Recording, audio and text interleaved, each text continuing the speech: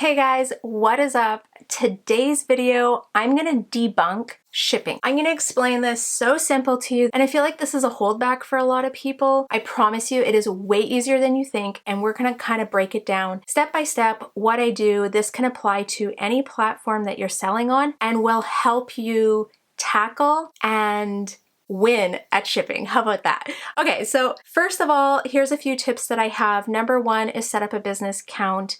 I believe, because I don't live in the States, I live in Canada, through Canada Post, you can set up a business account. There's zero cost to it. Go onto the Canada Post website and create a business profile. This will give you a discount when you do shipping. The other option you can do is ship through eBay if this is for eBay. But I know on Etsy for Canada, which is where I kind of do a majority of my cross listing, I can't ship through Etsy. If you are using a courier service, I know nothing about that. I'm sure you have cheap shipping options through them.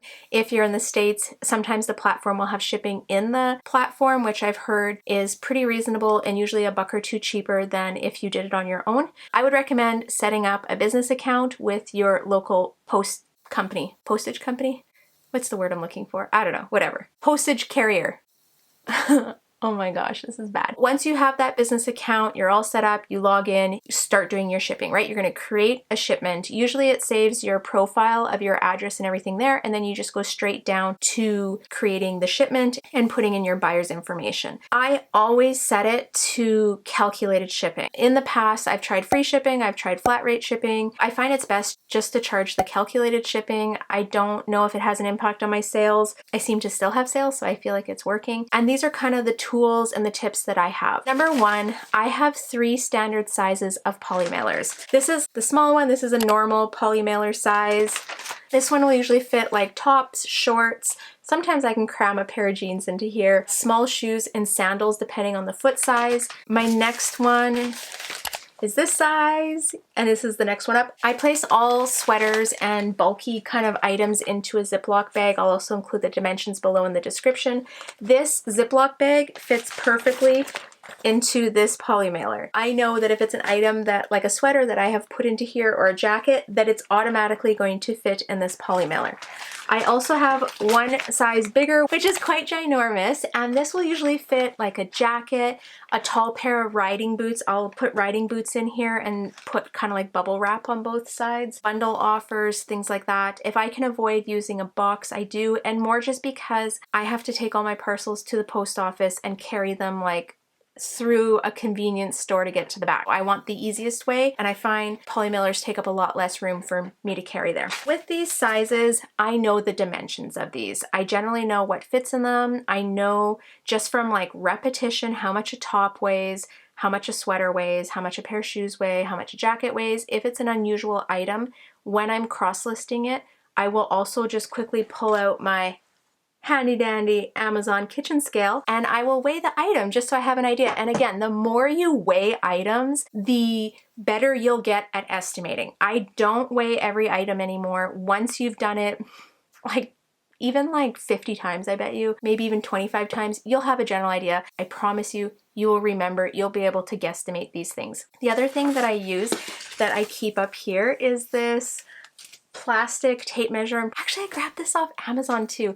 I'm lazy sometimes. I don't want to have to go to the dollar store just to grab a $1 item. I'll just order it on Amazon. What I'll do is I'll estimate when I'm doing the cross listing, and then when I'm actually packaging up the item, I'll open up my Canada Post website, log in, and I'll package up the item, do a confirmed measurement on it. So I'll measure the length, the width, and then the height of the poly mailer with the item in it. We'll have my scale out, and I'll just do a quick weigh just to double check it. That way, when I put the actual shipping label through, I'll have the exact. And the only reason why I do it at this point is because a lot of times I am estimating. If you are doing the measuring and the weighing when you cross list, then you probably don't have to do this second step. You would already have that information there. You'd be able to look it up and enter it into the Canada Post or eBay, whatever platform you're selling on. It's literally that easy. I do have a thermal printer. I haven't set up my Canada Post to do thermal printing. Still just print it on paper Once I pay for it, I have my credit card attached to my account. Just have to enter in my like CV2 or CVC number or whatever, and it'll automatically charge my card. It emails me, and then it also gives me an option to click and print labels. I click that. It prints the label on a regular piece of paper, and then I have these little shipping plastic sheets. I don't even know what they're called. That's bad. I used to buy them off Amazon. I just figured out that you can order these through Canada Post free with your business account. Make sure you go on there, you check out what you can order, and maximize your free supplies, because why would I pay $20 for 100 of these when I can get them free from Canada Post? I think USPS does the same thing. I think you can get supplies for free from them. I highly recommend that you guys try and get everything you can for free and then buy what you can't. Other than that, that's all I use to ship. All right, let's go through my Etsy shipping profile. First thing, this is kind of something you'd want to set up for your shop. You put in your originating postal code, then you can select your processing time. I like to set mine for 3 to 5 business days. I usually aim for 1 to 2 business days. This gives me an option for when we're traveling. I also ship pretty much everywhere worldwide except for a couple options, and that is totally up to you. I just don't ship to the Middle East and Africa. I also don't do next day or 2-day delivery, so priority and express post, more just because of my time sensitive shipping practices. And I don't do small packet to the US or small packet here in Canada, and mainly because they don't include a tracking option. Some of my old listings have those, but I want all the new listings for people to pay for tracking. I don't offer free domestic shipping or free international shipping. You can also add a handling fee if you would like. I do not. And then just name your profile. If you were running a free shipping option, you could, do free shipping or calculated, whatever you want to call the profile. Anyways, here's some of the ones I kind of set up when I first started. I only use calculated now. Tariff number, that's for customs information. I tend to do my customs information when I do the Canada Post label through Canada Post. And then you'll also have to do your item weight. I kind of know a shirt is usually under 0.4 kg, a sweater is under 0.8, etc. And then your poly mailer sizes. This is where it helps having those 3 poly mailer sizes that you know and are familiar with, and you'll be able to enter them in there. You'll also have a preview shipping price, and this will kind of give you a standard shipping price just to show you what it would cost, and then you would hit publish. I'm also going to go through my eBay shipping. So this is just the general shipping section when you're creating a listing. And I have domestic shipping, calculated, Canada Post, regular parcel, and I do 2 to 10 business days. You can have other options. So you can do expedited, express post, priority, whichever one you want.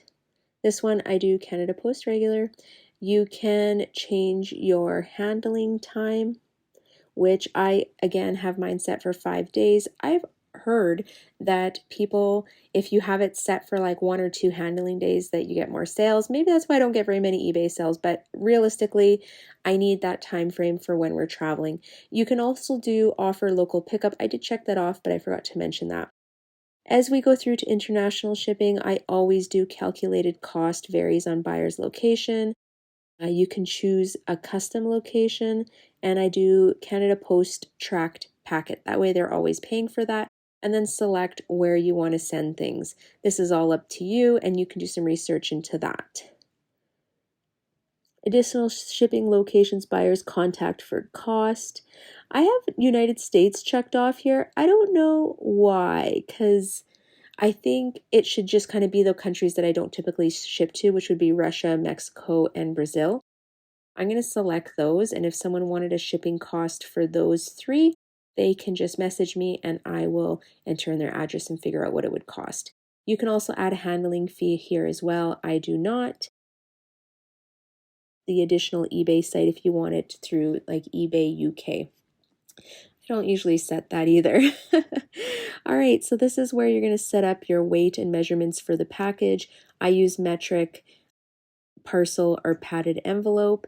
And then this is where it would help, again, to know the dimensions of your items. And there's lots of different options here. So if you were always using the same kind of packaging, that's where you would put that there. I'm using my poly mailers. I know my standard dimensions, and then I also would estimate my weights in here, and I will do my actual measurements and weights when I create the shipping label. And there we are, we're done. You can do promoted listing, but I feel like that's a whole nother video. Now we're done. Hit list item. That's it. Let's break this down one more time. Have set poly mailer sizes. I would recommend that you have at least 2 sizes, maybe one that fits small tops, shorts, jeans, things like that, and you have a size that fits sweaters. I'm going to drop them down in the description, as I said before. Make sure you have a digital kitchen scale. You're able to weigh things on there. Before I weigh items, I have to turn it on and press the tare button. I don't know if you guys can see it. It's T-A-R-E. That will zero it. You always want to weigh your item in the packaging. So if you are sending an item in a box, you want to stick that on the scale, everything included, so that you have the total weight, because that's what you're paying postage for. Also, just making sure you double check your measurements. That's it. It honestly is so simple. Once you do it, 5, 10, 20 times, you'll be like, why wasn't I cross-listing and doing this before? I hope this helps you guys. I hope it helps you with any issues or any concerns you've had with shipping. If you have any more questions, drop them down below in the comments. I'll do my best to answer them. I hope this gives you the encouragement and the knowledge to start cross-listing and doing shipping on other platforms. All right, guys, I'm out of here. If this brings you value and it's helped you in your reselling business, give me a thumbs up, let me know. I will see you next time. Bye!